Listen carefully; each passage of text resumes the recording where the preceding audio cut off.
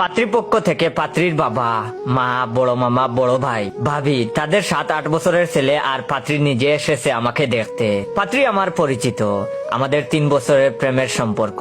আমার চাকুরি হবার পরে কবে যাব তার বাসায় বিয়ের প্রস্তাব নিয়ে জিজ্ঞেস করতেই সে বলল, তুমি আমার বাসায় আসবা কেন? বিয়ের পর যদি আমাকে তোমার বাসাতেই থাকা লাগে তাহলে আমার উচিত তোমাকে আগে দেখতে যাওয়া। তোমার বাসায় থাকার মতো আমার পরিবেশ আছে কিনা তা জানতে হবে, তাই না? আমার পছন্দ হলে তারপর তোমরা আসবা আমার বাসায়। আমি তখন বললাম, এগুলো কি কও না কও, আর আমার বাসার খোঁজ তো তোমরা নিবাই, তবে আমরা আগে যাব তোমাদের বাসায় প্রস্তাব নিয়ে তোমাকে দেখতে, এটাই তো নিয়ম, তাই না? তখন সে বলল, না, এটা কোনো নিয়ম না, এটাকে নিয়ম করে ফেলছে কিছু মানুষ, আর আসলে তোমাকে আমার দেখার কিছু নাই। তোমাকে তো আমি গত 3 বছর ধরে দেখতেছি, এখন আমার বাবা দেখবে, মা দেখবে।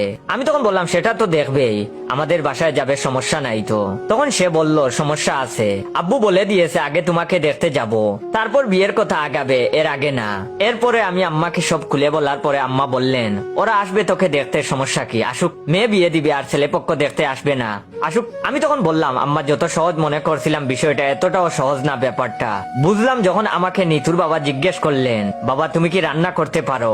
আমি তখন একবার আম্মার দিকে একবার আব্বার দিকে তাকিয়ে বললাম, আঙ্কেল, একবার ডিম বুনা করেছিলাম। আমার কথা শেষ করার আগেই আব্বা বললেন, সেই কথা মনে করাইস না, আমার এখনো পেট মুচড় দে তোর ডিম বুনার কথা মনে পড়লে। আল্লাহর দুনিয়ায় অভিশপ্ত সেই দিনের কথা আর মনে করাইস না। আব্বার কথা শুনে নিতুর বাবা বললেন, বাবা তুমি ঘর দুয়ার পরিষ্কার করো কখনো, তোমার জামা কাপড় খেয়ে ধুয়ে দে। আমি তখন বললাম, জি বুয়া আছে। তখন তিনি বললেন, কখনো বুয়া না আসলে? তখন আমি বললাম, আম্মা ধুয়ে দে। তারপর তিনি বললেন, বাবা একটা কথা বলি, এক সময় তোমার বাবা মা বা আমরা কেউ থাকবো না, তখন তুমি আমার মেয়ের সাথে কিভাবে সংসার করো আমরা জানবো না, কিন্তু আমরা বেঁচে থাকতে, বিশেষ করে আমি বেঁচে থাকতে দেখে যেতে চাই আমার মেয়ে এমন একজনের সাথে সংসার করছে যে আমার মেয়ের সবকিছুর অংশীদার হবে, যেমন সুখে দুঃখে তেমনি কাজেও।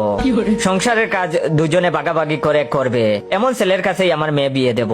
ধরো মান অভিমানের সময় নিতু রান্না বান্না বন্ধ করে দিলে তোমাকে তো না খেয়ে থাকতে হবে, তাই নিজের জন্য হলেও রান্নাটা শেখা দরকার না? বাসায় বুয়া না আসলে কি ময়লা শার্ট গায়ে অফিসে যাবা? তোমাকে ঘর পরিষ্কার করাও জানতে হবে। আমার মেয়েকে আমি তোমার হাতেই তখনই তুলে দেব যখন তুমি আমাকে প্রমাণ দিতে পারবে তুমি সংসারের কাজ ভাগাভাগি সংসার করার উপযোগী। 6 মাসের সময় দিলাম তোমাকে, রান্না শেখার কোর্সে ভর্তি হতে হবে এবং 6 মাস পরে আমার পছন্দের খাবার রান্না করে খাওয়ানোর পরেই আমরা ফাইনাল করব তোমাদের বিয়ে হবে কি হবে না।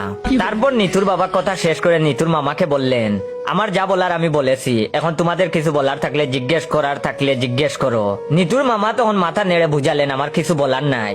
তখন নিতুর ভাইয়ের সাথে 8 বছরের বোধ ছেলেটা বলল, আঙ্কেল আপনার দাঁত দেখি, হা করেন প্লিজ। এটা শুনে সবাই তার দিকে অদ্ভুত ভাবে তাকালেও আমি সত্যি সত্যি দাঁত বইয়ের করে দেখাচ্ছি বোধটাকে।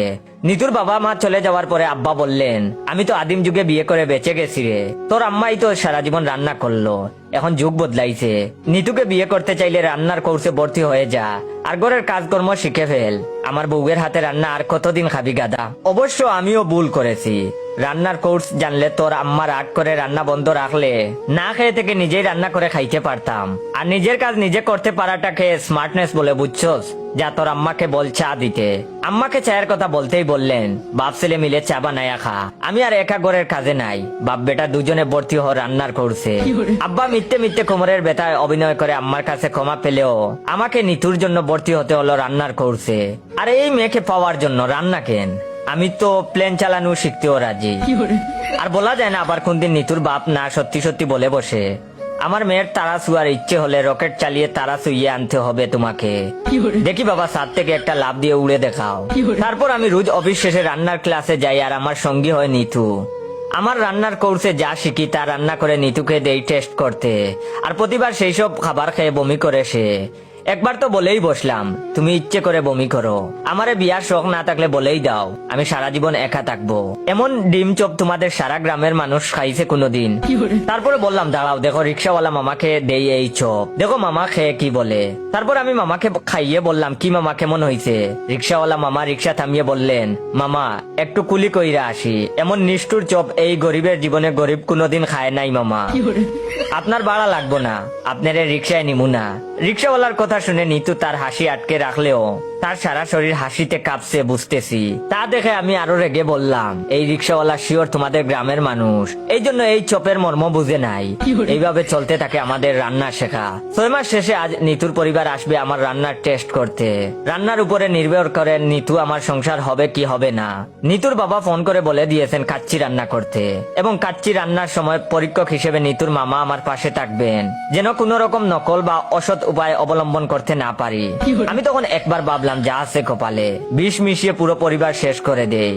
নিতুরে দরকার হলে বাইরে থেকে কাচ্চি এনে খাওয়াবো। কিন্তু নিতুর মামা পাশে বসে একটু পর পর চা খাচ্ছেন আর গুত গুত করে শব্দ করছেন। গরিবের গরিব জীবনেও কাচ্চি খায় নাই মনে হয়। তারপর রান্নার টেবিলে সবাইকে কাচ্চি বেড়ে আমি নিতুর বাবার রায়ের অপেক্ষায় দাঁড়িয়ে আছি আর মনে মনে করুণাময়কে ডাকছি, করুণাময়, এই জীবনে আমি নিতুকে ছাড়া তোমার কাছে কিচ্ছু চাই না। আমি ঘরের সব কাজ করব, নিতুর প্রতি কাজে তাকে সাহায্য করব, তুমি শুধু তাকে আমার করে দাও। এই নীল শাড়ি নীল টিপ দেয়া মেয়েটা আমার পাশে না থাকলে আমার দম বন্ধ হয়ে আসে। এই মেয়ের গ্যাস দাঁতের হাসি না দেখে আমি থাকতে পারবো না। তুমি এই মেয়েকে আমার করে দাও করুণাময়, বিনিময়ে রোজ দুবেলা গরিবকে কাচ্চি খাওয়াবো। তবু এই মেয়েকে আমি চাই। আমার করুণাময়কে ডাকাডাকি টামে নিতুর বাবার ডাকে। নিতুর বাবা তখন বললেন, বাবা, কাচ্চির আসল জিনিসটা কি জানো? কাচ্চির আসল জিনিসটা হচ্ছে কাচ্চির আলু। কাচ্চির আলু হতে হবে প্রেমিকার হাতের মতো কোমল। আলুতে চাপ দিলেই কুয়াশার মতো গরম বাপ বের হবে, মনে হবে কনকনে শীতে গরম গরম উষ্ণতা। কিন্তু তোমার কাচ্চির আলু হয়েছে পালওয়ানদের হাতের মতো শক্ত। এই আলু দিয়ে তুমি বল বানিয়ে ক্রিকেট খেলতে পারো, আবার যে কারো মাথায় মেরে অজ্ঞান করে দিতে পারো। তবে যাই হোক, কাচ্চির মাংস আর চাল পারফেক্ট ছিল। আমি ডিসিশন নিলাম, নিতুর আর তোমার বিয়ের কাচ্চি তোমাকে দিয়েই রান্না করানো হবে। সবাই বলেন আলহামদুলিল্লাহ। নিতুর বাবা নিতুর মামার দিকে তাকিয়ে বললেন, আমার কথা শেষ, তোমাদের কারো কিছু কি জিজ্ঞেস করার থাকলে করো। তারপর নিতুর মামা মাথা নেড়ে বুঝালেন, কিছু জিজ্ঞেস করার নাই। কিন্তু নিতুর বোধ বাতিজা কাচ্চির মাংস ছিঁড়তে ছিঁড়তে বলল, আঙ্কেল, একটু হেঁটে দেখান তো please. No, no, no, no.